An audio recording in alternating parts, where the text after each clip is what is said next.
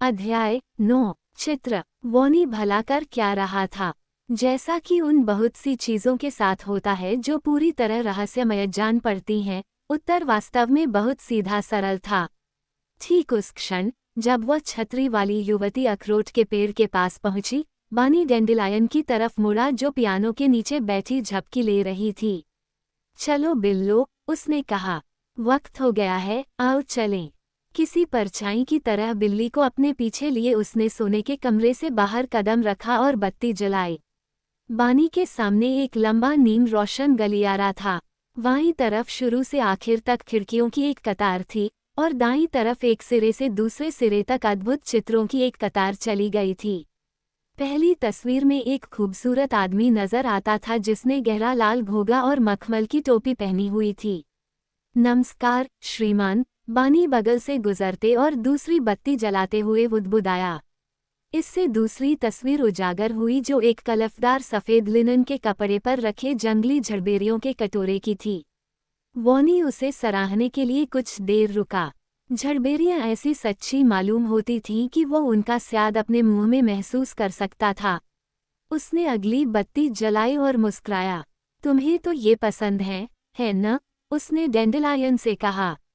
बिल्ली ने म्याऊं की और चीनी मिट्टी की तश्तरी पर रखी एक बढ़िया मोटी सी रुपहली रोहू मछली की तस्वीर को छूने के लिए पंजे दीवार पर टिका दिए।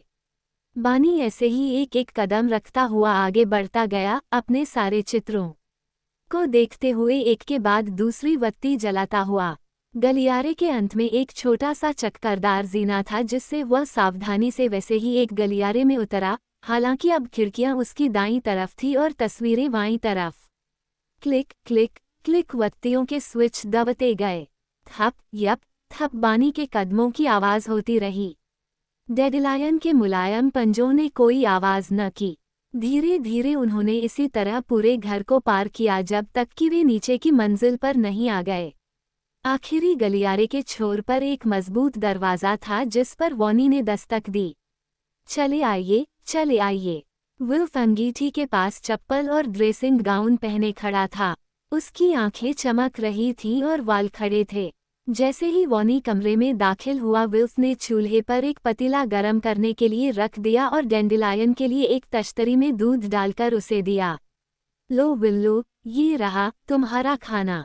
जब तक बिल्ली दूध पीती रही, विल्फ रसोई में चलता फिरता कोको के 2 प्याले बनाता और वॉनी से उस दिन के बारे में गपशप करता रहा जो अब खत्म हो रहा था।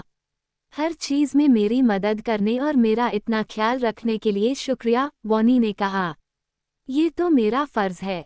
लीजिए, थामिए, ध्यान दीजिएगा, ये गर्म है। शुक्रिया विल्फ, अब तुम आराम से सो। आप भी। शुभ रात्रि। गुड नाइट बिल्लो। डेंडेलायन ने अपनी मूंछों से दूध चाटते हुए और बानी ने गर्म कोको का मग उठाए हुए उसी रास्ते से दोबारा घर को पार किया। लौटते समय वॉनी ने बारी बारी से हर बत्ती बुझाए और अपने चित्रों को आखिरी दफा शुभ रात्रि कहा। जब वह अपने सोने के कमरे में पहुंचा, कोको पीने लायक ठंडा हो चुका था। फिर उसने डेंडेलायन को गुड नाइट कहा, बत्ती बुझाई और देखते ही देखते वॉनी नींद में खो चुका था। अगली सुबह विल्फ ने वॉनी के नाश्ते के लिए 2 अंडे हल्के उबाले और डेंडेलायन के लिए एक वचुआ मछली भून कर तैयार की। वह ठेलिया पर रख कर रोजमर्रा की तरह उसे ऊपर ले आया। अखबार में आज एक ऐसी चीज है जो आपको दिलचस्प लगेगी, उसने कहा। वुडफोर्ड विगुल के पहले पन्ने पर वॉनी का फोटो था जिसमें वो बाहर साइकिल चलाता दिख रहा था। वो बिना पैर मारे अपनी साइकिल पर सवार एक पहाड़ी से नीचे को आ रहा था और उसके वाल इस तरह हवा में उड़ रहे थे कि वे विल्फ के वालों से भी ज्यादा वेलगाम जान पड़ते थे। डेंडेलायन उसके कार्डिगन के बीच वाले बटन के ऊपर से झांक रही थी, क्योंकि अब वो उसे इसी तरह लिए फिरता था जैसे कि उसने उस दिन किया था जब वो उसे मिली थी। वॉनी साइकिल सवार चित्र के नीचे छपा था। सच कहूं तो इस तरह की चीजों में मेरी कोई दिलचस्पी नहीं है, वॉनी ने कहा और सावधानी से अपने उबले अंडे के ऊपरी हिस्से को चम्मच से थपका। अब मुझे ये चीजें परेशान भी नहीं करती। ये सिर्फ बेवकूफाना है। नहीं नहीं, मेरा मतलब उससे नहीं है। देखिए यहाँ, पन्ने के ऊपरी हिस्से की तरफ, और विल्फ ने सुखर्जी की ओर इशारा किया। देवदूत बिकाऊ है। ये भी बेवकूफ़ी है, वॉनी ने कहा और अपने अंडे पर नमक छिड़कते हुए फिर से अखबार पर नज़र दौड़ाई। हर आदमी जानता है कि तुम देवदूत नहीं खरीद सकते और अगर खरीद भी सकते तो उसका करते क्या? अरे, उसे ज़रा पढ़िए तो। विल्फ ने, जो धीरज खोने के कगार पर था, ऊंचे स्वर में कहा। सॉरी, वॉनी ने कहा और अंडे वाला चम्मच नीचे धरते हुए उसने आज्ञा मानने के अंदाज में अखबार उठाया। हेवरफोर्ड स्नफली का देवदूत बिकाऊ है। हेवरफोर्ड स्नफली का देवदूत। हे भगवान, तुमने ऐसा क्यों नहीं कहा? इसमें तो जरूर मेरी दिलचस्पी है। सचमुच, बड़ी दिलचस्पी है। आश्चर्यजनक रूप से इसमें जैस्पर की भी दिलचस्पी थी। ठीक उसी पल ये भी बिस्तर में अध बैठा अखबार पढ़ रहा था और नर्म उबाले अंडे खा रहा था। यह मंगलवार था। जरा ये सुनो, खुदा के बंदो, उसने आदमखोर और बुचिया से कहा जो अब भी अपनी टोकरी में झपकियां ले रहे थे। बानी और जैस्पर ने ठीक उसी क्षण अखबार से ठीक वही खबर जोर जोर से पढ़नी शुरू की। हेवरफोर्ड स्नफली का देवदूत बिकाऊ है। यह एक नन्ही मुन्नी छोटी सी तस्वीर है, एक पोस्टकार्ड जितनी बड़ी। श्रीमती हेवरफोर्ड स्नफली ने कल वुडफोर्ड विगुल को दिए गए एक विशेष साक्षात्कार में हमारे संवाददाता को बताया। वो हमारे परिवार में सैकड़ों बरसों से रही है, तभी से जब ये थियोफिलस हेवरफोर्ड स्नफली के आदेश पर बनाई गई थी।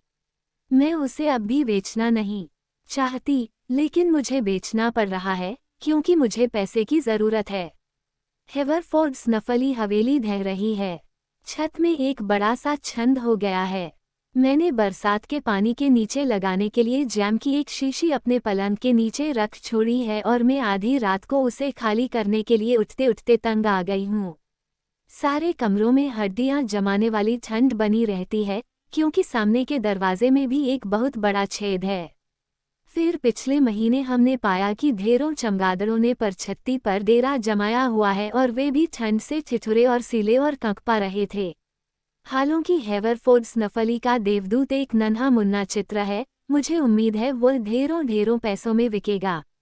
इससे मैं सामने के दरवाजे और छत के छेद को ठीक करा सकूंगी और परछत्ती को चमगादड़ों के लिए उम्दा और आरामदेह बनवा पाऊंगी।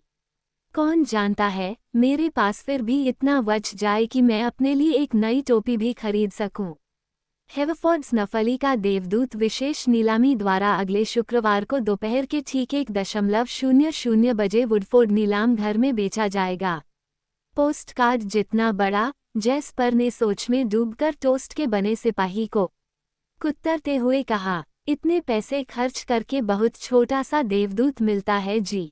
मैंने उसे एक बार देखा था, विल्फ, वॉनी ने कहा। श्रीमती हेवरफोर्ड स्नफली ने उसे उधारी पर एक नुमाइश में लगाने को दिया था और मैंने उसे वहां देखा था। अपनी जिंदगी में मैंने जो सबसे खूबसूरत चीजें देखी हैं, वो उनमें से एक थी। उबले अंडे उसके सामने पड़े पड़े ठंडे हुए जा रहे थे। जरा सोचो, अगर वो हमारे पास होता तो हम साल भर हर रोज उसे देख सकते।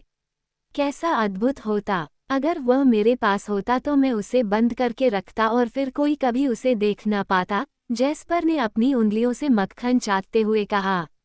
अभी भले ही उसमें ढेरों पैसा लगता, आगे चलकर शायद उसे और भी ज्यादा पैसे में बेचा जा सकता और हर आदमी की आंखें फटी रह जाती कि मैं इतना अमीर हूँ कि एक छोटी सी टेंगो तस्वीर के लिए उतना पैसा फेंक सकता हूँ। और एक बार फिर वॉनी और जैस्पर बिना जाने अचानक ऊंचे स्वर में एक साथ बोल उठे, ठीक वही बात ठीक उसी क्षण, मुझे तो बस इसे लेना ही है।